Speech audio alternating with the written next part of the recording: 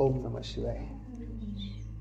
हमने पहले दिन डिस्कशन किया था कि हम कौन है ना, हम कौन है और हमारा आत्मा का पिता कौन है, इस बारे में डिस्कशन किया था ना फर्स्ट डे। तो थोड़ा संक्षिप्त में पर कल का भी दोनों थोड़ा 5 मिनट में कर दूंगा, फिर अपन नया सेशन लेंगे, ठीक है। तो पहले दिन हमने ये जाना कि हम शरीर नहीं है, आत्मा है ना, और हम सब आत्माओं का पिता जो है वो एक ही है। शरीर का पिता सबका अलग अलग है, परंतु आत्मा का पिता जो है, हाँ, निराकार परमात्मा, निराकार परमात्मा शिव है ना। वो भी परम धाम से आते हैं और हम भी परम धाम से आते हैं। जो इस 5 तत्वों की दुनिया से परे जो हमारा घर है, जो सब आत्माएं वहाँ रहती है, परमात्मा भी वहीं रहते हैं। तो जैसे गीता में वायदा किया था कि मैं आऊँगा जब अधर्म बढ़ेगा, तो वो भी वहीं से आते हैं और हम सब भी वहीं से ही आए हैं, अपना अपना पार्ट बजाने, रोल निभाने इस दुनिया में, साकारी दुनिया में। और फिर वापस 84 जन्म, लक्ष्य 84 जन्म बोलते हैं ना, तो 84 जन्म लेके लक्ष्य उसका ये है कि हमको वापस परमात्मा को पाके परम धाम जाना है। हाँ, तो हमको ये कॉन्शियस में रहना है पूरा दिन कि मैं शरीर नहीं हूँ, मैं आत्मा हूँ। ये बार बार याद करना है, स्मृति में लाना है, कॉन्शियस में बार बार लाना है कि मैं शरीर नहीं हूँ, मैं आत्मा हूँ। और जब हम आत्मा समझ करके जब परमात्मा को या आप जिसको भी मानते हो उसको अगर याद करते हैं, तो वो जो पावर है वो उसकी 10 गुना हो जाती है ना। क्योंकि जो जिस फॉर्म में होता है, क्योंकि परमात्मा निराकार है, आत्मा भी निराकार है, अगर हम उसी फॉर्म में रहेंगे, जैसे हम अपने आप को ये शरीर नहीं परंतु आत्मा निराकार समझ के उस निराकार को याद करेंगे, तो उससे मिलन होता है हमारा। जैसे कोई शरीर छोड़ देता है तो उससे हमारा मिलन होता है? नहीं होता है ना। कब होता है उससे मिलन? स्वप्नों में कभी हो जाता है ना, क्योंकि स्वप्न में हमारा सूक्ष्म शरीर एक्टिव हो जाता है। तो वो सूक्ष्म शरीर में जो है उनके साथ सूक्ष्म बनना पड़ता है, तभी जाकर के उनसे मुलाकात होती है। तो वैसे ही हम आत्माएं निराकार है और परमात्मा भी निराकार है। तो हमें भी अगर उससे मिलन मनाना है, परमात्मा का अनुभव करना है, उनसे मिलन मनाना है, उनसे बात करनी है, तो हमको भी निराकार बनना पड़ेगा। यानी अपने को आत्मा समझना पड़ेगा कि मैं शरीर नहीं हूँ, मैं आत्मा हूँ। जब भी मेडिटेशन हम शुरू करते हैं तो सबसे पहले ओम का उच्चारण 10 मिनट करके, उसके बाद हम 5 मिनट या 2 मिनट तक आपको ये कॉन्शियस में आना है, बार बार स्मृति दिलानी कि मैं शरीर नहीं हूँ, मैं आत्मा हूँ। फिर संकल्प करना है मैं शरीर नहीं हूँ, मैं आत्मा हूँ। फिर आपको मेडिटेशन शुरू करना है, तो आपका जो मन भटकता है वो नहीं भटकेगा। तो पहले दिन हमने ये डिस्कशन किया था। फिर दूसरे दिन पूजा दीदी ने शायद कर्मों के ऊपर समझाया था ना, कर्मों की गुह्य गति, कि कैसे हम कर्म करेंगे तो वैसे हमारी स्थिति बनती है। जैसा हम देंगे वैसा हमको मिलता है, उसी के ऊपर शायद समझा रहे थे, मैं भी सुन रहा था। फिर कल हमने डिस्कशन किया कि सब बोलते हैं दुनिया में खुश रहना है, खुश रहना है, कि पर कैसे खुश रहना है? परिस्थितियाँ खराब हैं, घर में दुख है, अशांति है, या शरीर की पीड़ा है, बीमारियां हैं, है ना, तो खुश कैसे रहा जाए? खुश कैसे रह सकते? अब शरीर में प्रॉब्लम है, या घर में पैसे की तंगी है, या संबंधों में कुछ मतलब कड़वाहट है, तो फिर कैसे खुश रहा जाए? या नुकसान पे नुकसान होता जा रहा है, तो कैसे खुश रहा जाए? तो उस बारे में हमने कल डिस्कशन किया था, तो उसको भी शॉर्ट में बता दूंगा कि खुश रहने का तरीका है कि आप हर चीज़ को एक्सेप्ट करना सीख लो, है ना। एक्सेप्टेंस पावर बढ़ा दो, क्योंकि एक्सेप्ट इसलिए करना है कि हर चीज़ में कल्याण होता है। हम जैसे सोचते हैं कि ऐसा नहीं होना चाहिए था, ये तो गलत हो गया, इसको ऐसा नहीं करना चाहिए था, जहाँ भी क्वेश्चन मार्क आया तो समझना कि हम दुखी होंगे 100%। और जहाँ पे एक्सेप्ट, आपने सब स्वीकार करने की शक्ति आपके अंदर आ गई, अब हर चीज़ को, हर सीन को आपने स्वीकार कर लिया। जो भी ये ड्रामा है ना, जैसे मूवी है, ये बहुत बड़ी मूवी है ना, इस मूवी के हम सब एक्टर हैं। तो हमारे सामने बहुत सारे सीन आएंगे, कॉमेडी सीन भी आएंगे, इमोशनल सीन भी आएंगे, बहुत सारे सीन आएंगे। तो उस सीन को एक्सेप्ट करना है। और एक्सेप्ट क्यों करना है? क्योंकि ये सोचना है कि एक मूवी है, नाटक चल रहा है और सब अपना अपना रोल प्ले कर रहे हैं, है ना। तो जब हमारे अंदर स्वीकार करने की शक्ति आ जाएगी और हम हर चीज़ को स्वीकार करना शुरू कर देंगे, तो कोई भी हमारी खुशी गायब नहीं कर सकता, है ना। तो ये बहुत बड़ा मंत्र है कि हर सीन में कल्याण समाया हुआ है।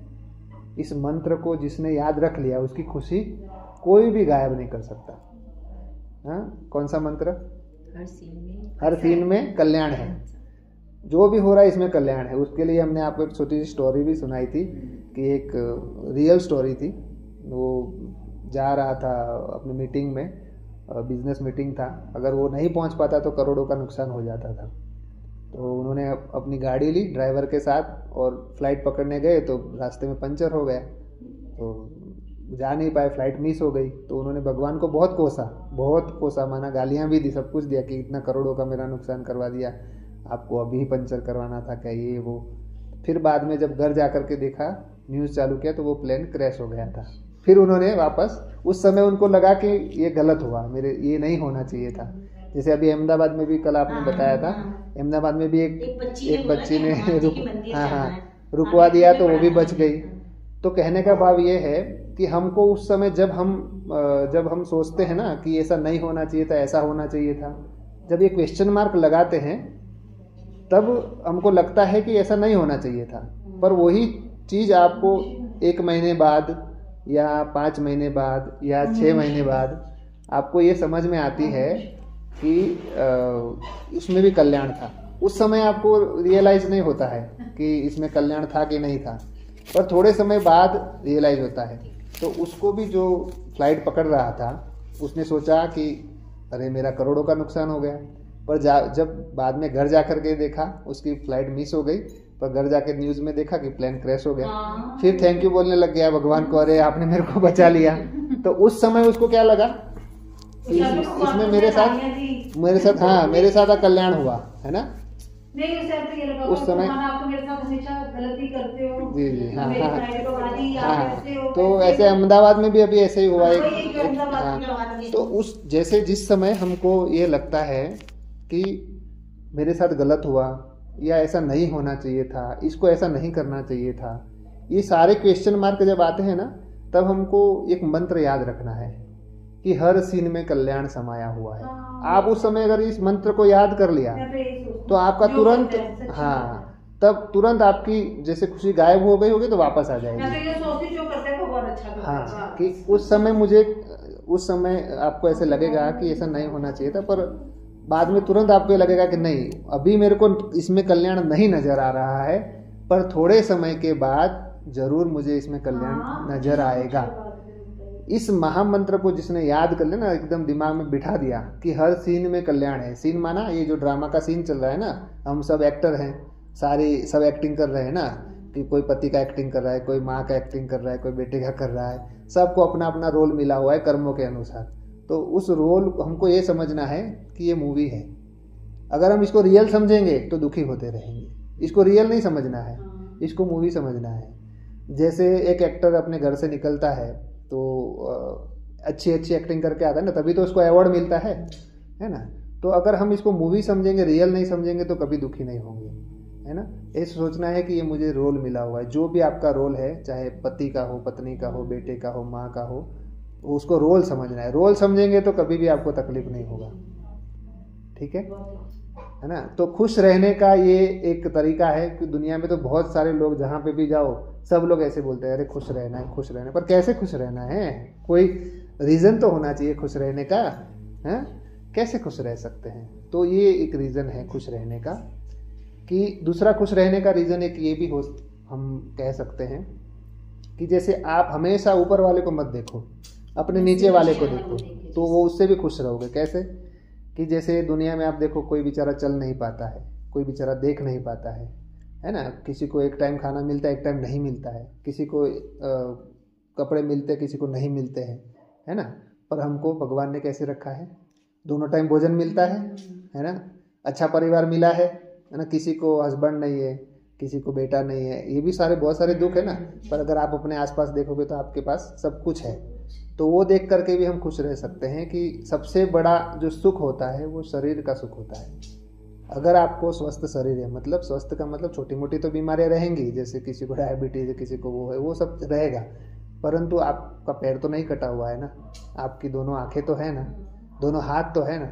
तो ये भी एक भगवान की कृपा है कि हमको सब कुछ मिला है। हमको जो भी शरीर मिला है वो उसको थैंक यू बोलना चाहिए। ऐसा नहीं कि अरे मेरे को तुमने डायबिटीज़ दे दी, बार बार कोसते रहो भगवान को, मुझे ये बीमारी दे दी, अरे मुझे ऐसा बेटा दे दिया, मुझे ऐसा पति दे दिया, ऐसी पत्नी दे दी, ये कोसते रहते हैं ना, इसलिए हम दुखी होते हैं। तो कोसने वाले को क्या कहा जाता है मालूम है? कोसने वाले को कंस कहा जाता है ना। कंस कोई ऐसा 2 सींग वाला कंस नहीं होता है, हमारे अंदर ही कृष्ण है और हमारे अंदर ही कंस है। तो कंस माना कोसने वाला। अगर हम बार बार कोसते रहते हैं ना, किसी को भी कोसते रहते हैं, अपने आप को भी कोसते, सबसे ज़्यादा हम अपने आप को कोसते हैं, मेरे से ये नहीं होता, मैं ये नहीं कर पाती, मेरे को ये करना चाहिए था पर मैं ये नहीं कर पाती, या मैं ये नहीं कर पाता, ये सबसे ज़्यादा हम अपने आप को कोसते हैं, अपनी आत्मा को ही कोसते हैं। तो सबसे पहले हमको अगर खुश रहना है तो अपने आप को कोसना बंद करना है, या किसी को भी नहीं कोसना, ना अपने आप को कोसना। क्यों नहीं कोसना है? उसका रीज़न है कि जो भी हो रहा है सब कल्याण है। अगर मेरे से कुछ नहीं भी हो पा रहा है तो उसमें भी कल्याण है, ये सोच करके हमको हल्के हो जाना है। मेन बात है क्या? लाइट रहना है, हल्का रहना है। ये सारे खुश रहने के, लाइट रहने के तरीके हैं, है ना। तो कृष्ण क्या है फिर? कंस कोसने वाला, माना हम अगर अपने आप को कोसते या किसी और को कोसते हैं, ये मेरा पति तो ऐसा है, या मेरी पत्नी ऐसी, मेरा पड़ोसी ऐसा है, मेरा दोस्त ऐसा है, या मेरा भाई ऐसा है, मेरी बहन ऐसा, कोसते रहते हैं ना, तो समझना कि अपने आप को टाइटल दे देना कि मैं कंस हूँ, है ना। अब सोचते कि कृष्ण कौन है? श्री कृष्ण माना, कृष्ण एक संस्कृत वर्ड है। कृष्ण माना आकर्षित करने वाला, आकर्षित करने वाला, उसको कृष्ण कहा जाता है। आपने देखा होगा भागवत में भी कृष्ण के चरित्र जो दिखाए उसमें सबको आकर्षित करता है। जब भी मतलब बाहर, ऐसा नहीं कि अपने घर वालों को, बाहर वालों को भी आकर्षित कर देता है। आकर्षित करना माना अपने गुणों से आकर्षित करना, है ना। हमारे जो बोल, हमारे संकल्प, हमारे कर्म ऐसे हो कि सब हमसे आकर्षित हो। आकर्षित का मतलब यहाँ शरीर में आकर्षित करने की बात नहीं है, शरीर से आकर्षित नहीं करना है। किससे आकर्षित करना है? आत्मा से, आत्मा के गुणों से आकर्षित करना है। तो उसको कृष्ण कहा जाता है। कृष्ण की स्टेज है, आत्मा की स्टेज है। अगर हम कोसते रहते तो कंस है, उस कंस को मारना है। किसने मारना है? कृष्ण को मारना है। तो हमारे अंदर के कृष्ण को जगाना है और अंदर के कंस को मारना है। वैसे रावण को मारना है, राम को अंदर से जगाना है, माना राम के गुण को जगाना है। इसलिए पहले दिन हमने बोला था ना, सब बोलते हैं हम राम को बहुत मानते हैं, कृष्ण को बहुत मानते हैं, पर क्या राम की मानते हैं? कृष्ण को मानते हैं पर क्या कृष्ण की मानते हैं? कृष्ण की मानना माना कृष्ण जैसा बनना, राम की मानना माना राम जैसा बनना। उन्होंने क्या किया था? वैसे गुण अपने जीवन में लेकर के आना। तो कृष्ण माना आकर्षित करने वाला, माना जब हमारे बोल से, जब भी मुख से बोल निकले तो ऐसे बोल निकले, वरदानी बोल निकले कि सबको अच्छा लगे। किसी को भी चुभने वाले बोल ना निकले। अगर चुभने वाले बोल निकलेंगे तो लोग आपके सामने तो कुछ नहीं बोलेंगे, पीछे से बोलेंगे ये तो बेकार है, या तो ये तो अच्छी नहीं है, या तो अच्छा नहीं है, ऐसे ही बोलते हैं ना। आगे से तो सब लोग बोलते हैं। अगर पीठ पीछे अगर आपकी तारीफ होना शुरू हो जाए तो आप समझना कि आप सही दिशा पे हो, है ना। दुआएं और बद दुआएं क्या होती है मालूम है?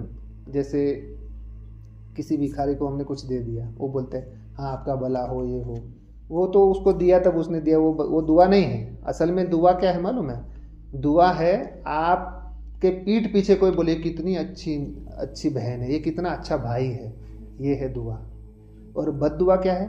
अरे छोड़ो ना, इसकी तो बात तो बेकार है, या तो ये तो अच्छी नहीं है, ये बद दुआ है ना। तो हमें क्या कमाना है?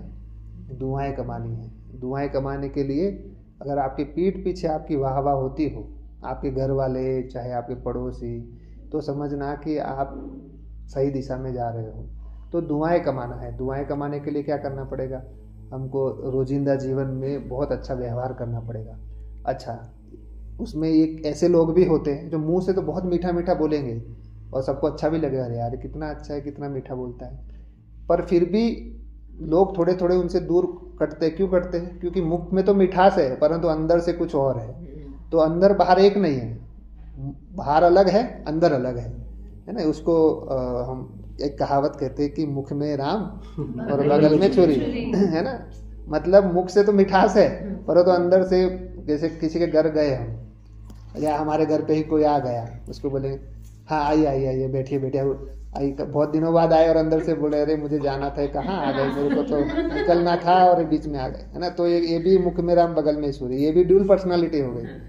तो ड्यूल पर्सनालिटी नहीं बनना है, अंदर एक बाहर एक। उसका मतलब ये नहीं कि अंदर से किसी के लिए गालियां निकल रही तो मुंह से भी गालियां निकाल दो, ऐसा नहीं, उसको अंदर बाहर एक नहीं कहेंगे। अंदर बाहर एक का मतलब कि आपका भाव जो है ना सबके लिए अच्छा ही हो, अंदर भी अच्छा हो बाहर भी अच्छा हो, इसको अंदर बाहर एक कहेंगे। नहीं तो बोलते हाँ देखो भैया ने बोला था ना कि हमको तो अंदर बाहर एक रहना है, तो जो मन में आए वही बाहर निकाल देना है। तो मन में गालियाँ निकली तो मुख से भी निकाल दी, है ना, जो मन में आए उसको सामने वाले को बोल दिया। अब ऐसी बात बोल दी तो उसको पिंच हो गई, दुख हो गया, तो आपने क्या कमाया। जैसे किसी को भी फील होता है, चाहे दुख फील हो चाहे सुख फील हो, उसमें से एक वाइब्रेशन क्रिएट होता है उस सोल में से, और वो वाइब्रेशन फैलता है, वो हमारी आत्मा को भी टच करता है और सारी दुनिया में फैलता है। तो जब हम कुछ भी ऐसे कड़वे वचन मुख से निकल देते हैं और उस जिससे दूसरे को दुख होता है, तकलीफ होती है, तो वो जो वाइब्रेशन हमको तो फील होता है, हमारे पास तो आएगा ही, वो कर्म आपके पास घूम के 10 गुना होकर के आएगा। जिसको आपने दुख दिया है, पिंच किया है, वो इस जन्म में अगर आपका रह गया ना, तो अगले जन्म में आपको दुख देके जाएगा, किसी न किसी के थ्रू देके जाएगा, है ना, ये लॉ है कर्म का। तो वो जो चलो वो तो ठीक है, वो तो हमारे पास आएगा, परंतु उसके मन में जो दुख का वाइब्रेशन निकला, वो वाइब्रेशन चारों तरफ फैला और वो वाइब्रेशन पूरे ब्रह्मांड में फैल जाता है। उसका हिसाब किताब बहुत कड़ा हिसाब किताब बनता है। इसीलिए हमें किसी को भी ऐसी बात नहीं बोलनी है जिसको उसको चुभ जाए। अच्छा, तो फिर अगर कोई गलती कर रहा है और उसको हम नहीं बोलेंगे तो फिर वो भी तो गलत हो जाएगा ना। कोई गलती कर रहा है, खड्डे में गिर रहा है, अगर उसको नहीं रोकेंगे कि भाई खड्डा है और वो गिर गया, तब भी हम देखते रहे तो भी हिसाब किताब बन जाएगा। तो क्या करना है। तो जैसे किसी को भी हमको कुछ डायरेक्शन देना है या कुछ बताना है, तो उसके लिए हम उसको पहले उसकी महिमा करें। डायरेक्टली चुभने वाली बात नहीं बोले, अरे तुम ये गलती करो, ऐसे नहीं करो, नहीं। पहले उनको ये बोलो कि आप बहुत अच्छे हो। मालूम उनके गुण भी तो होंगे ना, सबके अंदर गुण होते हैं। 100% अवगुण तो नहीं होते ना। 100 में से किसी के अंदर 40% होंगे, किसी के अंदर 60% होंगे, किसी के अंदर 80% होंगे, पर गुण जरूर होंगे। तो आपको उसमें से मान लो कि 30% ही गुण है, 70% अवगुण है, तो आप 30% को देखो कि उसके अंदर 30% कौन से गुण है। तो पहले उनको गुणों की महिमा करो उनकी, कि आपको मालूम है आपके अंदर इतनी इतनी अच्छाइयाँ हैं। फिर जब उनको हाँ फील होगा, हाँ मेरे लिए अच्छा बोल रहे हैं, उसके बाद उसको बोलो मालूम है आपको थोड़ा सा आपके अंदर ये अगर आप चेंज कर दोगे ना, तो देखना ठीक हो जाएगा। ये होता है सही तरीका, और भगवान भी इसी तरीके से ही काम करता है। इससे क्या होगा, सामने वाले को दुख नहीं पहुंचेगा। आप डायरेक्ट सीधा छुरा भोंक दोगे तो उसको तुरंत दुख होगा, है ना, तो फिर उसके अंदर से वाइब्रेशन निकलेंगे। पर अगर आपने उसकी थोड़ी महिमा कर ली पहले शुरू में, और सचमुच करनी, झूठी महिमा नहीं करना है, उनके अंदर जो सचमुच गुण है वो ही बताने हैं, और वो गुण आपको बता के उसके बाद उसको उसकी कमी बताओ, डायरेक्ट कमी नहीं बताओ। तो एक तरीका ये हो गया कि उसको बिल्कुल दुख नहीं होगा और वो आपको अच्छे से मानेगा, अरे मेरा दोस्त है ना। नहीं तो कई लोग क्या बोलते, आपको तो हमेशा मेरे अंदर अवगुण ही दिखते हैं, है ना, ऐसे बोलेंगे ना। तो जब अब किसी को बोलना भी है तो ऐसे बोलना है। तो हमारे कर्म व्यवहार जैसे जैसे ऐसे होते जाएंगे तो हम कृष्ण समान आकर्षण मूर्त बन जाएंगे। कृष्ण जैसे श्री कृष्ण सबको आकर्षित करते थे, तो वैसे हम भी हमारे गुणों से। अच्छा, शुरुआत कहाँ से होती है, सिर्फ मुख से बोलने से शुरुआत नहीं होती, शुरुआत हो जाती है संकल्पों से। सबसे पहले क्या चलता है, मुख से बोल निकलता है कि पहले संकल्प निकलता है? पहले क्या निकलता है, पहले संकल्प होता है ना। हम ये सोचते हैं हाँ इसको बोलूं कि ना बोलूं, तो पहले संकल्प में आया फिर मुख से निकला। तो शुरुआत संकल्पों से होती है। तो हमको काम कहाँ से करना है, जो वर्क करना है अपनी आत्मा पे, वो संकल्पों से वर्क करना है, यहाँ से शुरुआत करने। कब जब बोलो तब पहले सोचो कि ये बोलना है कि नहीं बोलना है ना। जो ज्ञानी तो आत्मा होता है वो बोलने से पहले सोचता है कि ये बोलूं कि नहीं बोलूं, फिर उसको लगता है कि हाँ अभी बोलना चाहिए, तभी बोलता है, तो उसको ज्ञानी तो आत्मा कहते हैं। उसका अपनी आत्मा पे कंट्रोल कहेंगे। हमको क्या करना है, हम लोग आए हैं बैठे, तो सीखना है कि हम अपने आप पे कैसे कंट्रोल करें। दुनिया तो सब पे कंट्रोल कर रही है, पर हमें क्या करना है, अपने आप पे कैसे कंट्रोल करना है, कि मुझे अपने आप पे कैसे कंट्रोल करना है, ये सीखना है हमको। और ये सीखने की एक कला है ना, यही ज्ञान है असल में। ये जो हम कथा कहानियाँ सुनते हैं ना शास्त्रों की, वो भी उसमें से भी गुण हैं, परंतु असल ज्ञान क्या है, प्रैक्टिकल करना। जैसे उस दिन पूजा दीदी ने बोला था ना, प्रैक्टिकल नहीं करेंगे तब तक कुछ नहीं है। आपने बहुत सारा ज्ञान सुना, सत्संग सुना, अरे बहुत अच्छा मज़ा आया, परंतु प्रैक्टिकल नहीं किया तो कोई काम का नहीं, जीरो हो गया, इसलिए क्या करना है, अपनी आत्मा पे वर्क करना है, अपने आप पे वर्क करना, अपने आप से बातें करनी है। कहाँ हम मिस्टेक कर रहे हैं, कहाँ हम मिस्टेक कर रहे हैं वो चेक करना है ना। और चेक कैसे करेंगे, जैसे बोलने से पहले चेक करना है कि मुझे ये बोलना चाहिए कि नहीं बोलना चाहिए। फिर कर्म करने से पहले चेक करना कि ये कर्म करूँगा तो अगर किसी को तकलीफ तो नहीं होगी, है ना। जैसे कई लोग घर में मेडिटेशन करते हैं, अब सुबह 4 बजे उठ के मेडिटेशन करते हैं, और उसमें से समझो 6 लोग हैं घर में, उसमें से 2 लोग मेडिटेशन करते हैं और 4 लोग नहीं करते। तो 4 बजे उठ करके म्यूजिक चालू कर दिया, साउंड ओम हम कुछ भी चालू कर दिया, वो भी गलत है। कैसे गलत है कि आप मेडिटेशन कर रहे हो, है ना, ओम नमः शिवाय, आप मेडिटेशन कर रहे हो, ठीक है, आप साइलेंस में भी कर सकते हो। भगवान का नाम लेने में भी हमको ये सोचना है कि किसी को तकलीफ तो नहीं पहुंच रही है, घर में डिस्टर्बेंस तो नहीं आ रही है। डिस्टर्बेंस करके भी भगवान का नाम लेने से कोई फायदा नहीं है। अगर आपके घर वाले सब डिस्टर्ब हो रहे हैं, जैसे मान लो आपके हस्बैंड को जाना है नौकरी सुबह और 8 बजे निकलना है, और आपने 7 बजे ध्यान में बैठ गए, अब उनको नौकरी जाना, आप बोल नहीं मैं तो अभी मेरा ध्यान का टाइम है, मैं तो नहीं बना के दूंगी, तो भगवान मिलेगा ना, ध्यान लगेगा ना भगवान मिल सकता। आप जब तक आपके साथ में रहने वाले, आपके संबंध संपर्क में जितने भी आने वाले हैं, उनको संतुष्ट, और ऐसा भी नहीं है कि दुनिया की हर आत्मा आपसे संतुष्ट हो जाएगी, ये कोशिश में भी नहीं लग जाना कि सबको संतुष्ट करना ही करना है, नहीं, हमारी तरफ से करना है, हमको बेस्ट देना है अपना कर्म व्यवहार से। सामने वाली अगर संतुष्ट नहीं हो रही है तो वो उसका प्रॉब्लम है ना, हम उसके पीछे नहीं पड़े रहेंगे कि हाँ संतुष्ट करना ही करना है, परंतु कोशिश हमको करनी है कि हमारे द्वारा, हमारे कर्मों के द्वारा किसी को भी तकलीफ ना हो, पिंच ना हो, है ना, उनको दुख ना पहुंचे। अब किसी को बाहर जाने का टाइम है और आप मंदिर चले गए, अब वो घर वाले क्या बोले, कितनी बड़ी भक्तानी बन गई है, देखो मुझे जाना था, मेरे को मेरी बैग पैक करके नहीं दी, मेरे को खाना बना के नहीं दिया और मंदिर में चली गई, तो वो भी वहाँ पे भी भगवान नहीं मिलेगा। कहने का भाव ये है कि आपको सब कुछ करते हुए, मतलब सबको संतुष्ट भी करना है और आपको मेडिटेशन भी करना है, अपनी आत्मा का भी ध्यान रखना है ना। और मेन बात ये थी कि हम किसी को पिंच ना हो, माना किसी को तकलीफ दे करके हम कुछ भी कर रहे हैं तो वो हमको फलता नहीं है। तो क्या करना है, सबको संतुष्ट करते हुए हमको एक्स्ट्रा टाइम निकालना है, अपने लिए टाइम निकालना है ना। अपने लिए टाइम निकालने का मतलब होता है मेडिटेशन करना है ना, भगवान की याद में बैठना है। कुछ समय हम ईश्वरीय सेवा के लिए निकालें, है ना। जैसे ईश्वरीय सेवा किसको कहते हैं, अगर कोई रास्ता भटक गया उसको रास्ता दिखाना तो पुण्य का काम है ना, वो आशीर्वाद मिलता है उससे। वैसे किसी को नहीं आता है, जैसे हम लोग ओम का उच्चारण कर रहे हैं और कोई तकलीफ में है, दुखी है, आप अगर उसको खाली इतना भी बोल दोगे ना कि आप बहन जी आप एक बार ओम करके देखो, सुबह 10 मिनट ओम करना, शाम को 10 मिनट ओम करना, 8 दिन करके देखो, फिर आपके देखो तकलीफ दूर होती कि नहीं होती, फिर मेरे को बताना। बस इतना भी बता दिया, ये भी ईश्वरीय सेवा है ना। तो पहले अपने लिए, माना खुद को परिवर्तन करना है, फिर संदेश देना है। ऐसा नहीं कि हम खुद तो ओम नहीं कर रहे और दूसरे को बोल रहे कि आप ओम करना तो भी कुछ नहीं होगा, तो भी सामने वाले को फर्क नहीं पड़ेगा। क्यों नहीं पड़ेगा, क्योंकि जो चीज़ हम करते हैं फिर हम वो बोलते हैं ना, तो उसका प्रभाव पड़ता है। नहीं तो हमको ही अंदर से चुभेगा, अरे मैं तो कर नहीं रही हूँ और इसको बोल रही हूँ तुम करना, चुभेगा कि नहीं चुभेगा। इसलिए पहले खुद करना है, माना अपने आप हम खुद पुरुषार्थ करें फिर दूसरों को बताएं। तो बात चल रही थी कृष्ण बनना और कंस बनना। कंस बनना माना कोसना। रिकॉर्डिंग किया है दीदी, इसको हम डालेंगे ग्रुप में, ठीक है, इसको सुनना आगे का। तो कंस को मारना है, कृष्ण को जगाना है, माना कोसना नहीं है, ना अपने आप को कोसना है ना किसी और को कोसना है।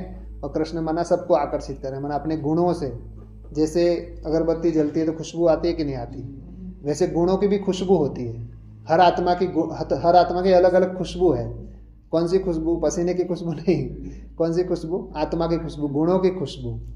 माना हर आत्मा का एक वाइब्रेशन होता है, जो पॉजिटिव सदा सोचता है, सबके लिए अच्छा सोचता है ना, उसका ऑरा हमेशा बड़ा होता है। उनका जो ऑरा माना वाइब्रेशन, उनका वाइब्रेशन अच्छा होता है।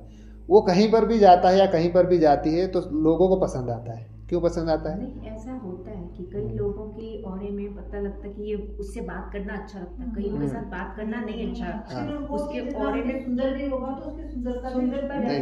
अवॉइड करते हैं आदमी, कह रहे हैं कि क्यों आगे टाइम वेस्ट हो जाएगा। हाँ। इरिटेट हो हाँ। नहीं, ऑरे फर्क पड़ता है, आई हाँ, वाइब। तो वो जो ऑरा है वो ऑरा कैसे बनता है, हमारा ऑरा कैसे बनता है? ऑरा बड़ा करना है, ऑरा वाइट करना है। जैसे ऑरा में भी कलर होते हैं ना, वाइट ऑरा बनाना है। वाइट ऑरा कैसे बनाओगे? अब आपको पता कैसे चलेगा कि मेरा ऑरा अच्छा है कि नहीं वो अच्छा है? वो कैसे पता करोगे? अगर लोग आपको पसंद करते हैं ना तो समझना आपका ऑरा बहुत अच्छा है। अगर लोग आपको पसंद नहीं करते हैं, आपसे दूर भागते हैं, तो समझना कि आपको वर्क करने की ज़रूरत है। मतलब मायूस होने की ज़रूरत नहीं है। ऐसा नहीं कि हाँ मायूस हो जा रहे, मेरे को तो कोई पसंद नहीं करता, मैं तो, फिर कंस बन जाओगे आप। आपने अगर ऐसे सोचना शुरू कर दिया ना, अरे मेरे को तो कोई पसंद नहीं करता, मैं तो ऐसी हूँ, मेरा तो स्वभाव अच्छा नहीं है, मतलब आप क्या बन गए? कंस बन गए, माना कोसने वाले, अपने आप को ही कोसने लगे। तो कोसना नहीं है, सभी कंस है दुनिया में, सारे के सारे कंस बन गए थे, सबको कृष्ण बनना है, सभी रावण बन गए, सबको राम बनना है ना। मतलब गुणों से, है ना। हमारे आसुरी गुण हैं तो हम असुर हैं, जैसे कल ही बात चली थी। अगर हमारे सुर और असुर दो होते हैं ना, सुर माना क्या? जो सुर में सुर मिलाता है, माना जो, जैसे हम यहाँ पे सत्संग में आए तो जैसे सत्संग की जो बातें हैं वो सुनी हमने, वो सुन करके हमने इम्प्लीमेंट किया, मतलब हम सुर में सुर मिला रहे हैं। और हमने जो भी बातें सुनी उसको कुछ भी परसेंटेज में उसको इम्प्लीमेंट नहीं किया, माना सुर में सुर नहीं मिलाया, तो हम क्या बन गए? असुर बन गए ना। तो असुर माना अवगुण, जो हमारे अवगुण है वो आसुरी गुण बोलते हैं उसको। तो आसुरी गुणों को पर हमको जीत पानी है ना, गुणों से आसुरी गुणों को जीत पानी। कैसे जीत पाएंगे?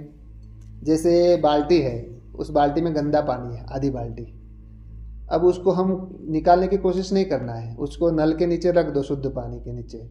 जब वो नल के नीचे पानी भरता जाएगा तो क्या होगा? फ्लो होके ऊपर से पूरा बह के गंदा निकल जाएगा, और थोड़ी देर के बाद क्या हो जाएगा? सारा पानी साफ हो जाएगा। तो हमको अवगुणों को देखना नहीं है, समझ में आया? बार बार हम देखेंगे मेरे में तो ये अवगुण है, मेरे तो वो अवगुण है, तो आप क्या हो जाओगे? डाउन हो जाओगे, आपका मोरल डाउन हो जाएगा। तो अपने आप को ऊपर उठाना है ना, नीचे नहीं लेके जाना है। मोरल डाउन हो गया मतलब हम नीचे चले गए। तो हमको क्या करना है? अवगुणों को नहीं देखना है, मेरे अंदर ये अवगुण अवगुण, गुणों को धारण करते जाओ। जैसे शुद्ध पानी डालना, माना शुद्ध गुण आप धारण करते जाओ, अच्छे गुण धारण करते जाओ, ऑटोमेटिक अवगुण निकल जाएगा। जैसे किसी के अंदर बहुत क्रोध है, छोटी छोटी बात पे क्रोध आ जाता है, गुस्सा आ जाता है, तो उसको क्या करना है? शांति का गुण धारण करना है। बार बार अपने आप को, जैसे कोई ऐसी सिचुएशन आ गई घर में या बाहर में, तुरंत हमारे अंदर एकदम एग्रेशन आ गया या क्रोध आ गया, तो हम अपने आप से उसी समय बात करें, मुझे शांत रहना है, मुझे अंदर अंदर, मुख से नहीं, अंदर बोलना है। जैसे क्रोध आया, पता चल गया ना, हाँ अभी मुझे क्रोध आ रहा है, अभी मैं कुछ तो मुंह से निकल दूंगा, तो क्या करना है? मुंह बंद कर देना है। क्या करना है? अंदर से बात करनी है, मुझे शांत रहना है, मुझे शांत रहना है, मुझे शांत रहना है, मुझे शांत। ये तरीका है ना। तो जैसे फिर क्रोध आता है तो क्या होता है? मुख से धनाधन बाण निकलते। तो जो हमारा ये जो मुख है ना, देखना ये धनुष जैसा है। होठ कैसे देखो आप, ऐसे करके यूं है ना, तो धनुष का आकार भी कैसा होता है? ऐसे ही होता है ना धनुष का आकार, नीचे का यूं और ऊपर से। तो धनाधन ऐसे शब्दों के बाण निकलते हैं, सामने वाले को चुभते हैं, है ना। तो हमें क्या करना है? तीर कमान हाथ में नहीं लेना, मना यहाँ से बंद कर देना है। कितना भी आपको मन करे ना क्रोध में अभी बोलना ही बोलना है, नहीं, वहाँ शांत हो जाना है। अगर सामने वाला क्रोध में है, वो ज़्यादा क्रोध कर रहा है, तो हमें ये सोचना है कि ये भी शांत हो जाए। क्या संकल्प करना है? शांत हो जाए। अंदर से संकल्प करो, उसकी आत्मा को टच होगा और वो थोड़ी देर के बाद शांत हो जाएगा। क्योंकि आत्मा का गुण ही क्या है? शांति है ना। पानी का गुण क्या है? शीतलता है ना। जितना भी गर्म करो, थोड़ी देर बाद क्या हो जाएगा? ठंडा हो जाएगा। वैसे कभी कभी ऐसे होता है ना, हमारे घरों में झगड़ा होता है तो सब लोग क्या बोलते हैं? अरे इसको छोड़ो, चलो तुम चलो चलो, लेके चले जाते ना सबको। फिर उसको थोड़ी देर बाद जब अपने आप शांत हो जाता है, फिर उससे बात करते। उस समय कोई बात करता है? अगर जो होशियार आदमी होगा, वो जब वो क्रोध में होगा, उसके सामने नहीं आएगा कि भाई अभी इसका मूड खराब है, अभी साइड में हो जाओ। ऐसे ही होता है ना, यही तरीका है। तो क्यों ऐसा है? क्योंकि इंसान 24 घंटा क्रोध नहीं कर सकता। क्यों नहीं कर सकता? क्योंकि उसका क्रोध उसका गुण नहीं है। क्रोध किसका गुण है? रावण का गुण है। किसका गुण है? रावण का गुण है। हाँ, है नहीं, आसुरी गुण है ना। तो हमें हमारे अंदर ही रावण है, हमारे अंदर ही राम है। और राम किसका गुण है? शांति का गुण है। तो हमारे अंदर के राम को जगाना है हमको। और सामने वाले के लिए भी यही सोचना है। जैसे कोई बहुत क्रोध कर रहा है ना, तो उसके लिए अंदर से आप संकल्प करो। ये नहीं सोचो अरे ये तो बहुत क्रोधी है, तो बहुत गंदा आदमी, गंदी है, अच्छी नहीं है, अच्छा नहीं है। ऐसा सोचोगे तो आप संकल्पों से उसको और गिरा रहे हो। मालूम है आपको ये बात? आप संकल्पों से उसको और नीचे लेके जा रहे हो उस आत्मा को। तो हमको क्या करना है? सबको ऊपर उठाना है। तो क्या सोचना है? शांत हो जाए, ये भी शांत हो जाए, ये भी शांत हो, ये आत्मा शांत हो जाए, ये आत्मा शांत हो जाए। अंदर से आप बोलना शुरू कर दो, थोड़ी देर बाद देखना वो शांत हो जाएगा। आपके वाइब्रेशन उसको टच होगा और शांत हो जाएगा। और थोड़ी देर बाद हो सकता है आपसे माफ़ी भी मांगे, क्योंकि आपने उसके लिए अच्छा सोचा ना। तो आपको लगता होगा कि ऐसा कुछ होता नहीं है। आप जो संकल्प करते हो ना, वो जरूर सामने वाले को टच होता है। और ये साइंस है, ये कोई अंधश्रद्धा नहीं है। आप जो संकल्प करते हो हर आत्मा को टच होता है। तो हमें अच्छे संकल्प करने हैं, सबके लिए अच्छा सोचना है। अगर कोई क्रोध में है, घर में भी है या बाहर में क्रोध कर रहा है, तो हाँ चलो वो तो दूसरे की बात होगी। अपने आप को क्रोध आ रहा है तो क्या करेंगे? तो अपने आप को भी ये करना है, बार बार बोलना है मुझे शांत रहना है, मुझे शांत रहना है। शांति मेरा गुण है, शांति मेरा गुण है। अंदर अपने आप से बात करना, मेरा गुण शांति है, मेरा गुण क्रोध नहीं है, मुझे शांत रहना है, शांत रहना है ना। मैं असुर हूँ, माना देवता हूँ, मैं असुर नहीं हूँ, मुझे असुर नहीं बना। क्रोध करना माना असुर को क्रोध आता है ना। चाहे पांचों जो भी विकार है वो पांचों के पांचों आसुरी गुण है। तो अपने आप से बात करना है। बड़ी देर हम शांत करते हैं, जब वो बंदा शांत नहीं होता ना, हाँ। पहले मैं करती हूँ शांत, मैं देखती हूँ ये तो हो ही नहीं रहा। अब बोल हाँ, इसके लिए बता दो। हाँ, अगर आपके हाँ, उसके लिए भी आपको फॉर्मूला बताता हूँ। अगर आपको लगता है कि अब बर्दाश्त से बाहर हो रहा है, अब ये तो शांति नहीं हो रहा है, अब मेरे से कंट्रोल नहीं हो पा रहा है, एक पेशेंस की लिमिट। हाँ, उसके लिए एक तरीका है। जैसे आप रास्ते में चल रहे हो, आपको जाना है और लेट हो रहा है, आपको बीच में दीवार आ गई, आप क्या करोगे? क्या दीवार पे सर फोड़ोगे? क्या करोगे? रास्ता बदलोगे ना, रास्ता चेंज करोगे। तो जब ज्यादा कोई कर रहा है और आपको लग रहा है कि ये अभी मेरे से बर्दाश्त नहीं हो पाएगा, तो आपको वहां से हट जाना है। समझना ये दीवार आ गई, क्या आ गई? ये दीवार आ गई, वहां से हट जाओ। सबसे बेस्ट तरीका है क्रोधी इंसान के सामने नहीं आना, वहां से हट जाओ। क्योंकि वो और कुछ बोलेगा, आपको और गुस्सा आएगा। उससे अच्छा है कि आप उनको बोलो कि आप थोड़ा शांत हो जाओ, मैं थोड़ी देर में आती हूँ या थोड़ी देर में आता हूँ। थोड़ी देर घर के बाहर चले जाओ, घर के ही बाहर चले जाओ। फिर जब उसका 15 मिनट के बाद दिमाग शांत हो जाएगा ना, फिर अगर आप आओगे और उसको बोलोगे तो खुद ही रियलाइज करेगा, अरे हाँ मुझे इतना क्रोध नहीं करना चाहिए था। क्योंकि कोई भी इंसान जब गुस्सा करता है, उसको थोड़ी देर बाद रियलाइज जरूर होता है कि मेरे को ये शब्द नहीं बोलने चाहिए थे। सबको नहीं होता है, कोई को नहीं भी होता होगा। कोई ज्यादा ईगोइस्टिक है, जिसमें अहंकार ज्यादा है। और ईगो सबसे खतरनाक में, दीदी सुनिए, खतरनाक से खतरनाक बीमारी कौन सी मालूम है? ईगो से बड़ी कोई बीमारी नहीं है। जैसे 5 विकार है ना, काम, क्रोध, लोभ, मोह, अहंकार, इन सबका राजा ईगो है। ईगो अगर हमने साइड में कर दिया ना अपने, तो सारे आपके अंदर घमंड है तो क्या है? है जी, कोई पूछेगा भी नहीं आपको, है ना? हाँ जी, ईगो बिल्कुल कोई नहीं, आपको कोई नहीं पूछेगा। एक बार तो एक टाइम ऐसा आ जाता है, ईगो वाले बंदे को सब अब साइड कर देते हैं। ट्रम्प जैसे।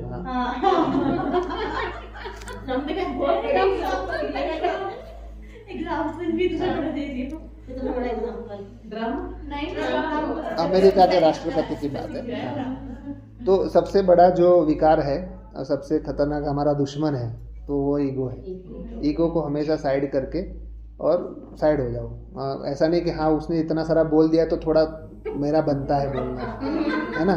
इसने 100 गालियां दे दी तो मेरा एक तो गाली देना बनता है। अगर पेशेंस सीखना हो ना आपको, तो श्री कृष्ण से सीखो। श्री कृष्ण के अंदर कितना पेशेंस था, है ना। हम कृष्ण को तो मानते हैं, पर क्या कृष्ण की मानते हैं? मोदी जी से भी हाँ सीखना चाहिए। हाँ, तो श्री कृष्ण को जैसे उसने दिखाया ना, उसमें शिशुपाल ने 100 गालियां, 100 बार 100 तक गाली सुनना, मतलब कितना पेशेंस चाहिए, है ना। तो अगर कृष्ण से सीखना, कृष्ण जैसा बनना है हमको, माना उनके जैसा पेशेंस होना चाहिए हमारे अंदर, है ना। तो ये जो भी कथा कहानियां हैं वो हमारे लिए ही है, हमारी आत्मा की ही कथा कहानियां हैं। मतलब हम उससे सीख सकते हैं कि हम इनके अंदर कितना पेशेंस था, तो मुझे भी पेशेंस रखना है। है ना। और अगर पेशेंस नहीं हो पाता है, पेशेंस से बाहर हो जाती है बात, तो क्या करो, दीवार समझो उनको कि ये दीवार है, दीवार से मुझे सर नहीं मारना।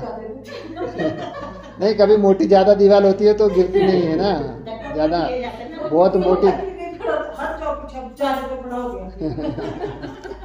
नहीं, कई बार क्या होता है ना, हमसे भी बड़ा वाला कोई आ जाता है तो फिर वो भी हमसे भी डबल टक्कर लेता है। और उसमें होता क्या है, जैसे चलो मान लो हमने उसके साथ बहस भी कर लिया, ठीक है, तो थोड़ी देर बाद वो भी पछताएगा, हम भी पछताएंगे। अच्छा, आपने क्रोध किया तो हम सोचते हैं कि अच्छा मैंने उसको अच्छे से, आज तो बहुत अच्छे से सुना दिया, अंदर से वो पहले आता है मैंने बहुत अच्छे से सुना दिया, पर वो सुनाने के बाद जब हम घर जाते हैं ना, तब हमको फील होता है कि मैंने वो जो क्रोध का वाइब्रेशन है ना, उस समय आपने तो 1-2 मिनट के लिए किया, वो पूरा दिन खराब करेगा आपका।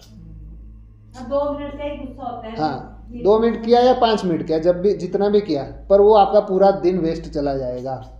इसलिए हम पूरा दिन को सेव करना है कि उसको सेव कर, किसको सेव करना है, पूरे दिन को बचाना है ना, तो उस 5 मिनट को हम कंट्रोल कर लें। यही तो कला है ना, मेडिटेशन और स्पिरिचुअलिटी क्या है, स्पिरिचुअलिटी किसको कहा जाता है, इन्हीं चीजों में विजिट आना। ऐसा नहीं आप मंत्र बोलते रहो वो करते, इससे नहीं। स्पिरिचुअलिटी का मतलब होता है अपने आप में चेंज करना, बदलाव लाना। तो यही स्पिरिचुअलिटी का मतलब होता है अपने पे कंट्रोल, अपनी आंखों पे कंट्रोल, अपने मुख पे कंट्रोल, अपनी कानों पे कंट्रोल। मतलब कि जो बातें हमारे लिए गलत है, जिसको नहीं सुननी चाहिए, जैसे कोई चुगली कर रहा है, ज़्यादातर बहनों में आदत होती है ना, इसकी बात उसके घर की बात, उसके घर की बात, उसके घर की बात, जब चुगलियाँ चलती है, भाइयों में भी होती है, ऐसा नहीं है, पर परसेंटेज के हिसाब से। हाँ जी, हाँ। तो जैसे जब भी ऐसे लगे ना चुगलियाँ हो रही है, यहाँ पे किसी की बात हो रही है, तो क्या करना है मालूम है, सुनते हुए भी नहीं सुनने का अभ्यास करना है। ऐसा नहीं कि उनको वहां से उठ के भाग जाएंगे तो लोग बोलेंगे अरे कैसी अकड़ू है, तो भाग गई, बात भी नहीं कर रही है ना, ऐसे नहीं करना। वहां पे क्या करना है, सुनते हुए भी नहीं सुनने का अभ्यास करना है। मतलब यहाँ से यहाँ नहीं जाने देना। अंदर गया तो फिर वो, जैसे उसका क्या यादगार दिखाया है, शंकर जी को दिखाया है। शंकर जी ने जहर है ना यहाँ अटका दिया, यहाँ लेके जाते तो जहर चढ़ जाता ना, तो हमको भी क्या बनना है, वहां पे शंकर बन जाना है। क्या बन जाना है ना, हम पहले कृष्ण बने, मना गुणों से कृष्ण बनना है, नीलकंठ, और नीलकंठ बनना है यहाँ पे। मतलब कि गंदी बातें, जो जहर, गंदी बातें मना जहर है ना, जैसे उसको जहर कैसे बोलते हैं, जैसे कोई बहुत गंदा बोलता है तो उसको बोलते हैं इसके मुख से हमेशा जहर निकलता है ना, गंदी बातों को जहर कहते हैं। तो उस जहर को जब कोई सुना रहा है तो सुन के यहाँ से यहाँ निकाल देना, इस कंठ के उत्तर नीचे नहीं जाने देना। नीचे गया तो फिर वो डाइजेस्ट हो जाएगा और आप भी अवगुण, आपके अंदर भी वो अवगुण आ जाएंगे। इसलिए क्या करना है कि हमको कोई भी कुछ भी सुनाता हो तो हमको अनसुना करना है। ठीक है, कितना समय हो गया, समय हो गया है ना। आज इतना डिस्कशन करते हैं, कल फिर हाँ थोड़ा सा मेडिटेशन कर ले 2 मिनट है ना। आज पूरा मेडिटेशन नीचे बैठो, हम बताते हैं कैसे मेडिटेशन करें। ऐसे बैठो, ओ इधर आओ।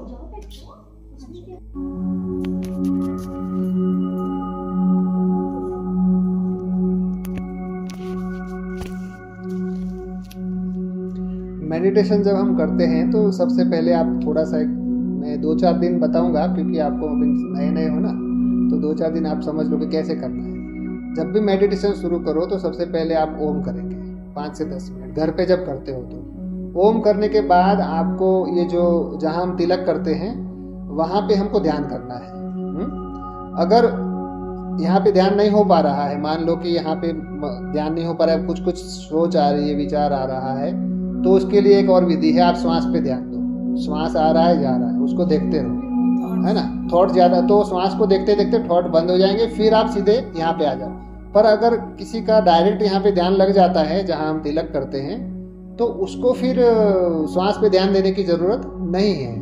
जिसका मन भटकता है वो श्वास पे ध्यान दे। वैसे तो आप 10 मिनट ओम करोगे तो मन भटकना बंद ही हो जाएगा, सीधा यहाँ ध्यान लग जाएगा। फिर यहाँ पे आप जब यहाँ पे ध्यान करके जब आप ओम कर रहे हो तो आपको विजुअलाइज करना है, माना चित्र बनाना है मन में कि एक लाइट है जो ऊपर से आ रही है, वाइट कलर की, सफेद कलर की, जैसे चांदनी की लाइट होती है ना, पूनम की चांदनी का कैसा प्रकाश होता है, वैसा प्रकाश ऊपर से पड़ रहा है और पूरे मेरे शरीर में पूरा अंदर घूम रहा है, एक एक नस नस में वो लाइट घूम रही है, ये फील करना है।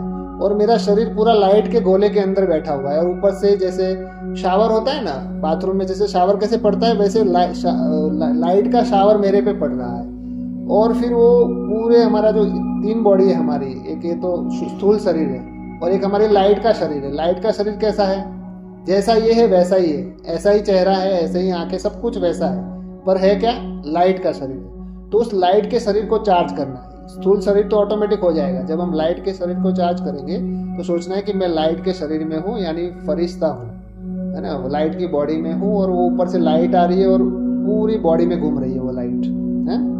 और फिर उसके बाद जब आप पूरी तरह से लाइट से भरपूर हो जाओ, उसके बाद आपको सोचना है कि ये लाइट मेरे से निकल कर चारों तरफ फैल रही है। तो ये क्या हो गई, सेवा हो गई, ये हो गई सेवा। आपने वाइब्रेशन, पूरी दुनिया को वाइब्रेशन दिया, तो उससे आपका बहुत पुण्य का खाता जमा होगा।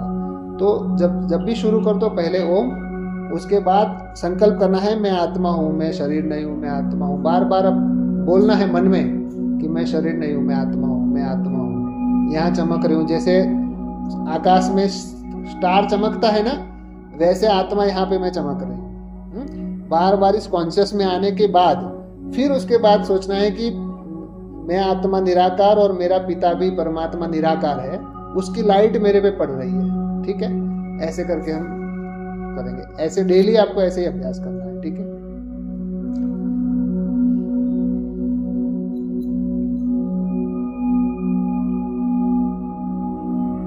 संकल्प करें कि मैं प्रेम स्वरूप आत्मा हूं। 5 बार मन में बोले।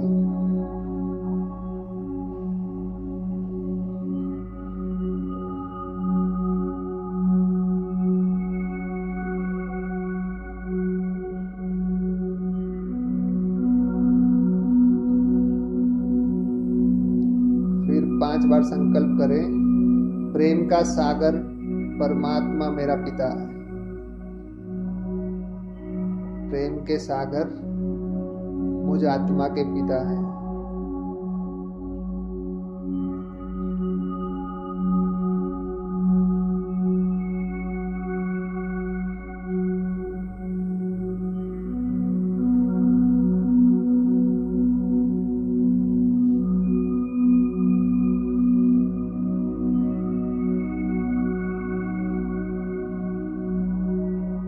अपने आप को देखें, जहां हम तिलक करते हैं मैं आत्मा, इस शरीर का ड्राइवर,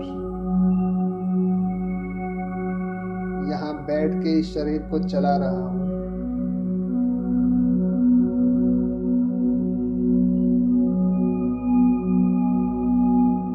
फिर फील करें परमात्मा की लाइट ऊपर से मेरे पे आ रही है। उस लाइट के शावर के नीचे मैं बैठा हूं।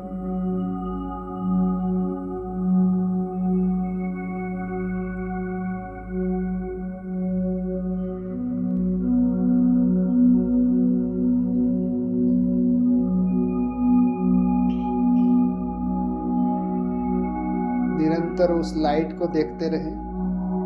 ऊपर से जो लाइट आ रही है उसको फील करें। ये प्रेम की लाइट है, प्रेम का प्रकाश है।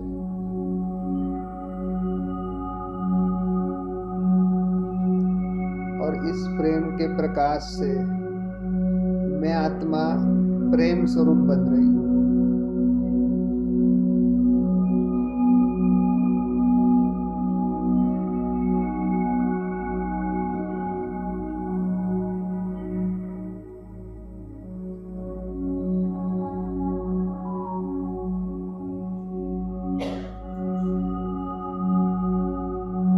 प्रेम का सागर मेरा पिता मेरे साथ है।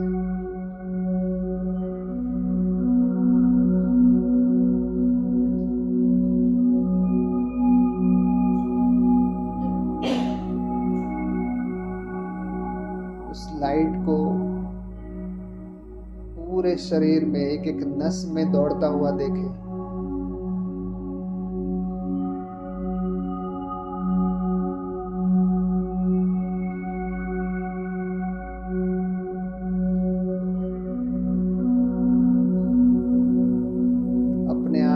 लाइट की बॉडी में देखें।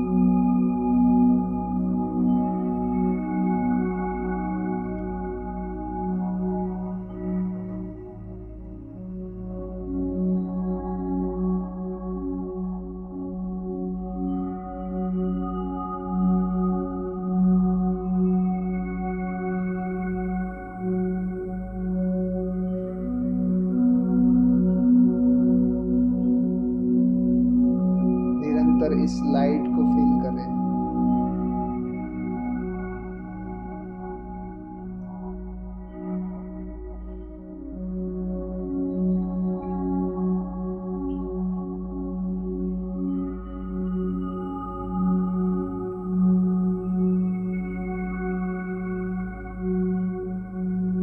ऊपर से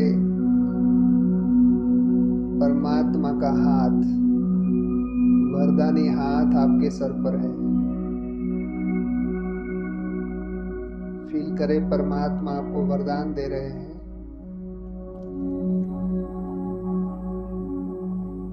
सदा खुश रहो, प्रेम स्वरूप रहो।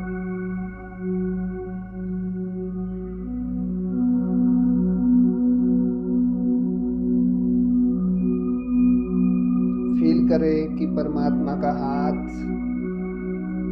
मेरे सर पर है और मैं भगवान की छत्र छाया में हूं।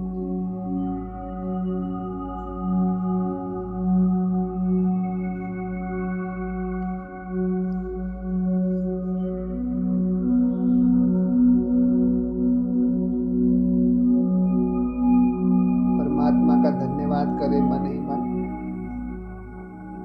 हे मेरे प्यारे पिता, मेरे भोले बाबा, धन्यवाद, हर बात के लिए धन्यवाद।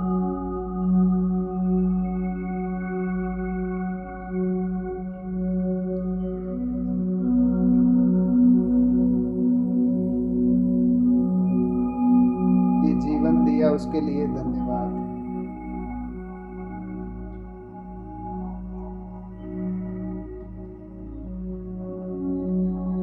आपको याद करने की मुझे बुद्धि दी उसके लिए धन्यवाद।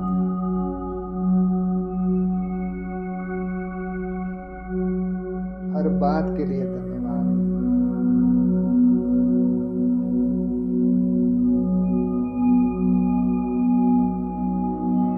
हे परमात्मा, मेरे द्वारा जाने अनजाने कभी कोई गलती हुई हो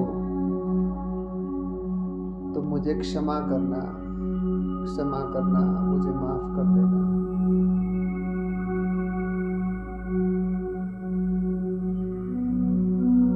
मैं कोशिश करूंगा या मैं कोशिश करूंगी कि मैं सबको सुख दूं, सबको प्रेम दूं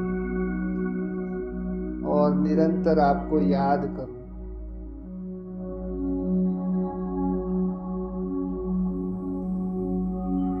मैं कोशिश करूंगा हर कर्म में मैं आपको साथ रखूं।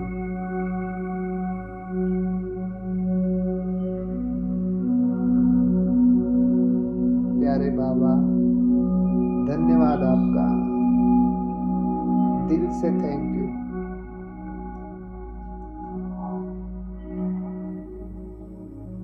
मैं संकल्प करता हूं कि सबका कल्याण हो, सबका भला हो।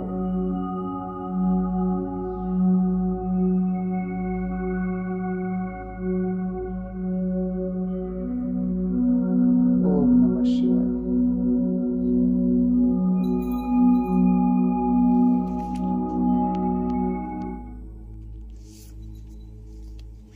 ये हमने थोड़ी देर ही किया है, पर अगर हम लंबा चाहे तो इसको लंबा भी आप घर पे बैठ के कर सकते हो, क्योंकि यहाँ समय की समीपता है इसलिए हम शॉर्टकट में कर रहे हैं। पर आप घर पे बैठ करके लंबा समय 10 मिनट 15 मिनट लाइट को फील कर सकते हो। 10-15 मिनट आप अपनी बातें भगवान के सामने रख सकते हो। जैसे जिसको भी आप मानते हो, कृष्ण को मानते हो या राम को मानते हो या जगदम्बा अम्बे माँ को मानते हो या शिव को मानते हो, उनको सामने आप देखो और अपनी जो भी बातें हैं अपने दिल की जो भी प्रॉब्लम्स है या जो भी अच्छी बातें हैं, ऐसा नहीं कि सिर्फ प्रॉब्लम ही उनको बताना है, अच्छी बातें भी बताओ कि देखो आज मैंने ये किया, आज मेरे से ये हुआ, आज मेरे से ये गलती हुई, आज मैंने ये अच्छी बात की, ऐसे शेयर करना है। तो ये भी एक मेडिटेशन है। आप मेडिटेशन में उनके साथ बातें करो, दोस्त बना के बात करो, कभी पिता बना के बात करो, कभी भाई बना के बात करो, है ना, कभी भगवान को माँ बना के बात करो। अलग अलग संबंधों से भगवान से हमको बात करनी है, ठीक है। ऐसे ऐसे हम मेडिटेशन कर सकते हैं, ठीक है। ओम नमः शिवाय।